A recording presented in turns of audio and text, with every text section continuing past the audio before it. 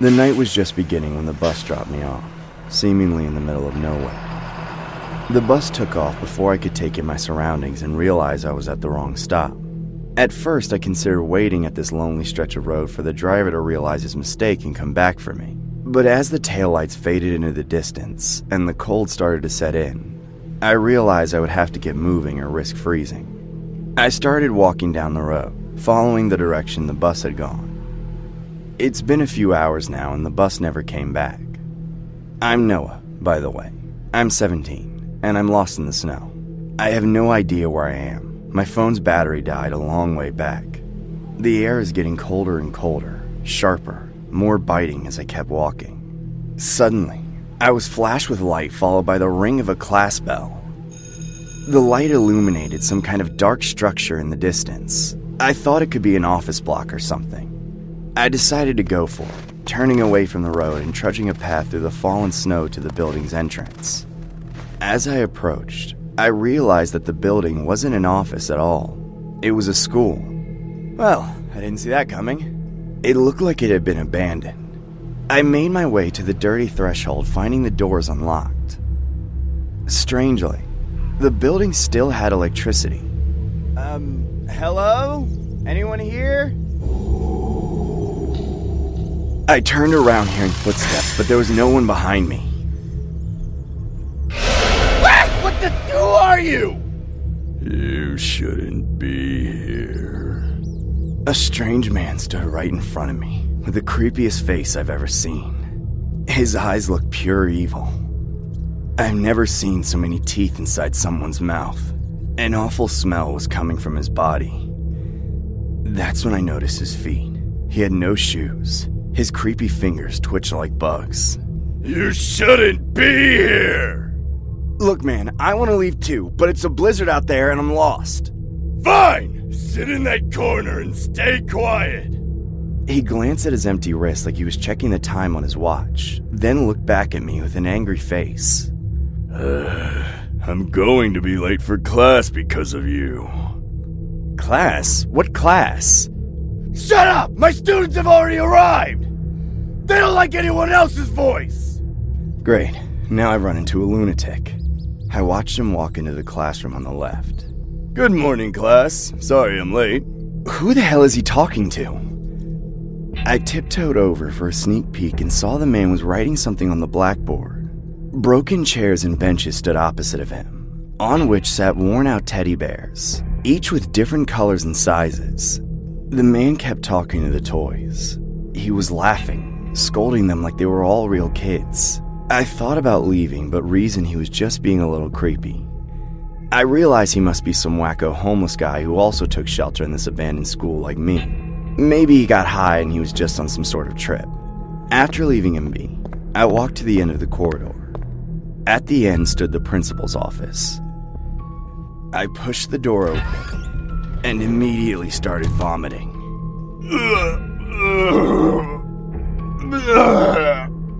The foul smell of something rotten choked my lungs. The room was filled with kids' diapers. Yes, used kids' diapers. I don't know how they all ended up in that room, but it was enough to convince me to go back to the highway. I turned around coughing and started running towards the door. Suddenly, the man came out of the class and grabbed my collar. He lifted me in the air and looked into my eyes. I told you to leave. Why did you go into my room? Are you incapable of following rules? What the hell is wrong with you? Put me down, you crazy! He threw me in the air. I landed on my chest and hurt my knees. The man then lifted his leg to stomp on me. I hate bad kids! Bad kids need to be punished! Ah! Ah! Before I could move, he stomped on my palm. He aimed for a second hit, but I rolled away. I got up, clutching my swollen hand. Look, I'm sorry, man. Just let me go. I'll never come back here, okay? Now you want to leave? But it's too late. My class is already in session, and you just made a boo-boo!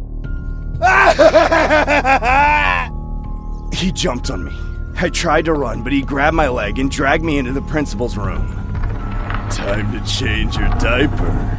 Don't worry, I have lots of clean and fresh ones.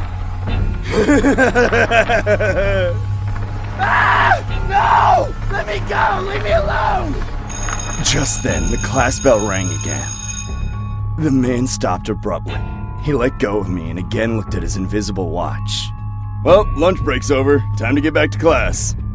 Acting like nothing happened, he completely ignored me and went back to teaching those teddy bears. Without wasting a single second, I ran past the door and escaped back to the snowy streets. I lumbered through the thick snow as if I were a prisoner who had just made a jailbreak. I fell, stood up, and then fell again, but I didn't stop. When I was approaching the highway, I saw headlights heading towards me. When the lights came close, I identified it as a pickup truck. The driver stopped and gave me a lift. Whoa, you don't look so good. What happened to you? Please, just drive! Drive! Okay. Once we were finally away from that abandoned school, I told the man everything. He gave me some warm coffee from his flask and took me home. My parents were worried as hell. My dad thanked the truck driver and offered him some money for driving me all this way. The man refused to take it and warned me to be more careful next time. Before going in, I asked the man, "Who lives in that abandoned school?" Well, no one lived there for a while. But for the past few weeks, people have been seeing this crazy guy spending the night there. He used to be a teacher at a local school, but the school caught fire one day. No one escaped the blaze alive except him. Not even the kids. Oh my God. Yeah. People say a lot of things about how sick he is. Some even caught him stealing dead kids' toys from the cemetery. It's better to avoid that place. I went there in the morning the next day. But surprisingly, the entrance door was locked. I searched the area, but I didn't find any traces of that man. Christmas might be a fun time for others, but not for me. When it starts snowing, especially when there's a blizzard, I can't help but feel a chill run down my spine. I still remember what happened 3 years ago near Christmas, and I can't help but think that with my luck it could happen again. I was driving home from my Christmas shopping, my car loaded with gifts for my family and my relatives. I was especially excited about the gifts I had gotten from my wife, but I don't think that the weather wanted me home that year. Weather alert. Blizzard expected in the area. Roads will be closing immediately. All cars exit to the nearest cover. The radio crackled. I looked around and then cursed. It had been snowing, but the snow was already worsening. I knew the next exit was a couple of miles up the road, and so I figured that I'd have to pull over here and make do. I pulled over, parked my car, and sat back as the wind whistled and howled and the blizzard became worse. I must have dozed off. Suddenly, however, I heard a thumping at my car window. I opened my eyes and saw a wild old man in a Santa outfit, standing outside my car and staring at me through the window. His face was unlike anything I had ever seen. He had a massive, ugly nose with yellowish eyes. His teeth were crooked, and his outfit was wrinkled. The only redeeming quality was his magnificent beard and curly hair. I motioned for him to leave. He didn't move, however, and continued knocking. The only response he gave was a widening grin, which stretched almost unbelievably wide on his face. Hey, buddy, I don't want any trouble. In an instant, he disappeared. He walked backward, fading into the blizzard. I could only see a few feet from the car, and so it deemed as if he had just vanished. What the actual heck? I couldn't believe the type of psychos that were running around these days. I sighed and was about to pull out my phone when I heard a thud on the roof of my car. The thudding grew louder, and I could hear his voice shouting unintelligible things. I couldn't understand him, but I knew who was on the roof of my car. Get the hell away from me! I'm calling the cops! I tried to lean in, away from the windows to the center of the car. I could still hear him dancing and thumping on the roof of my car, and it was freaking me out. Pulling out my phone, I tried to call the cops. It seemed that I had no cell service in this area, however. I didn't know what to do. What happened next, however, forced me to take action. The thumping at the top of my car stopped, and in almost an instant he was back at the window. His face still had that wide grin. He began to scratch and scrape at my window with a razor. It was one of those razors that barbers would use, and it was slowly cutting through the glass. I was panicking, and without thinking, I started the ignition and tried to drive away. The snow had gotten so much worse in a matter of seconds, rendering me nearly blind. As I pressed the gas, my car began to skid and drift on the slippery roads. Suddenly, I felt my car plunge into a ditch. With a sickening thud, I hit a large boulder that was lodged into the ground, and my car's doors flew open. I could see it was dented, and I desperately tried to get it to shut. Chills ran down my spine as I realized the door had jammed open, and I saw Santa Claus in the distance walking toward me. His face was distorted to a malicious grin, and he carried a bottle of whiskey as if it were some kind of trophy. I desperately climbed out of my car, my hands shaking from the cold as I tried to run. I had barely run a few yards, however, when I slipped. The ice had been covered by the snow, and I found myself free falling onto the ground. Ho ho ho! I heard a menacing chuckle, and I turned around wildly to see the man standing directly above me. Scrambling backward on my hands and knees, I tried to escape the man, but it was too late. He grabbed me by the collar of my coat and pulled me in closer. He took out a small flask and took a swig. His eyes were wild and unreadable. Merry Christmas, he whispered in my ears as he tried to force the flask into my lips. I tried to resist, but he pried my jaw open and forced me to drink. My vision went blurry, and then it went black. I woke up in a hospital a few days later, to the sight of police officers with stern faces. You might not like your body anymore, but at least you survived. I guess that Santa wasn't just using that razor to try to get my car open. According to the officers, his actual name was Santa Claus as well. He drank too much and went on a wild rampage, assaulting people with that razor and stealing their Christmas gifts. He got to me, too, and I was lucky that he didn't kill me.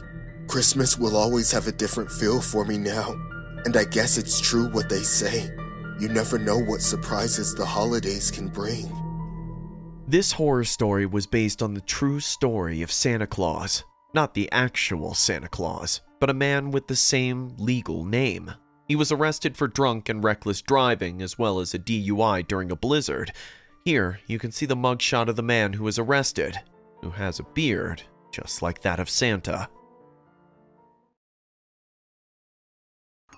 Hey guys, my name is Trisha. I'm Canadian, but I live in California. I used to be reluctant to leave my country, but nowadays, I prefer to be as far away from it as possible, and I'll tell you why. It all happened one winter night. My husband was in town working late, and I was alone in the middle of some heavy snowfall. The power was out, the entrances and exits were covered in snow, and I had no cell phone signal. Do you know what the worst part of it all was? I wasn't alone. I was trying to light some candles with my cell phone's flashlight as a guide, when suddenly I heard a whistling sound coming from the hallway. I looked out to see what the noise was, and I saw him. He was a terrifying man, tall and scrawny. His face was frighteningly misshapen, and his eyes were shaking. He looked as scared as I was. Maybe he was lost. Hey! Who are you? What are you doing in my house? sorry. I've been here for a long time, but only now have I dared to come out. What do you want? Go away now! I'm armed. You chose the wrong place to break into. I wasn't armed, but I put my hand in my pocket to make him think I had something. You don't have to get angry. It's too cold to leave. I just want a hug. Can you give it to me? I hate the cold. He walked in my direction, so I backed away a little bit at a time. Are you crazy? Stay back. I told you I'm armed. Ignoring me, he walked quickly to where I was. I ran into the dining room, hiding behind a piece of furniture. I could see underneath, and I could tell he was confused when he arrived. His footsteps began to head toward the stairs, but suddenly, they changed direction and came toward me. I closed my eyes in fear. I froze and cried quietly. The footsteps stopped near me, and when I opened my eyes and looked under the furniture, he was gone. In that moment of panic, I didn't let fear take over. I had to think fast. I rammed the furniture with all my might, and the intruder fell to the ground. I ran as fast as I could to my room while looking back. The man had hit his head, but this didn't seem to affect him, as he kept staring at me as he gathered his strength to get back up. When I got to my room, I locked the door and grabbed a candlestick to defend myself. By the time it occurred to me to cover the entrance with a piece of furniture, it was too late. The man was violently ramming my bedroom door. The blows were of such a violent nature that it didn't seem possible they were even made by the same person who timidly told me he wanted a hug. The wood of the door gave way and the man entered, with his same shy face and his eyes focused on me. Please, I'm not asking much. Why are you rejecting me? I just want a little hug. Aren't you cold? With brutal and fearless force, the man grabbed my wrist before I hit him and began to squeeze it. He squeezed it so hard that the candlestick fell to the floor, and I fell to my knees in pain. Even though I lost my weapon, he kept squeezing harder and harder until with one swift, strong movement, he dislocated it. I'm sorry. I didn't mean to hurt you, but you asked for it. As soon as he finished his justification, the man knelt with me and hugged me. His embrace was very strong. I tried to free myself, but in a matter of seconds I was losing my strength. I was running out of air. He was squeezing me so hard that I felt like my rib cage was going to explode. I felt that my ribs were starting to give way and my bones were going to explode. I also felt a very distinct pain in my body. It was the man's fingernails. They were very long and sharp, and he was digging them into me as he hugged me. I couldn't scream from the pain because of my shortness of breath, and the man's strength only increased. Suddenly, when I felt like I was going to faint, that my body was going to give up and my spine was going to break in two, salvation came. The light returned to the house, and the radio that I left on so as to not feel alone sounded loudly behind the intruder. In that moment of distraction, I bit him as hard as I could and he let me go. I wanted to take advantage of this moment to hit him again. I grabbed the candlestick with my left hand and was ready to attack him, but before I did, I saw his face and stopped. His eyes were frozen on me with a huge smile. It was the first time I had ever seen him smile. This man was waiting for me to attack him. He was ready to break my other hand. With the candlestick in my hand, I walked backward. He also stood up and walked toward me. I had only one escape left. I threw the candlestick against the window, breaking the glass, and threw myself through it. When I fell, the snow covered part of my fall, but it was so high that I almost drowned and got lost in it. I found my way to the surface and made every effort to run as far as I could. I looked up at the window and saw that the psycho was also diving. Delayed by the snow, I ran as fast as I could. The cold was too much and my body was freezing, but if I had to choose how to die, I preferred to do it this way. I felt weaker and weaker. I wasn't going to be able to go much further, but I knew he wouldn't be able to either. I'm cold. I don't like it here. Those cries of suffering were my only consolation. The man would die with me. Eventually, I ran out of energy and gave in. My body hurt too much. Was it because of the snow? Because of the hug? I didn't care. I just gave in and let the cold take me. I have to admit that when I woke up in the hospital several days later, I thought it was a dream. Some neighbors had seen me and came out to rescue me. Although my neighbors were doctors, they only saved me from dying of hypothermia, but they could only do so much with my broken bones, so they took me to the hospital as soon as the blizzard lost its strength. After I told the police everything, they searched for the body of my attacker, but he was gone. After that, I could never go back to that house again. My husband understood perfectly, and soon after, we moved to the United States. The man who attacked me was insane, and he was never found. I don't know when, but I know that at some point that man will strike again, and I don't want to be anywhere close when that day comes.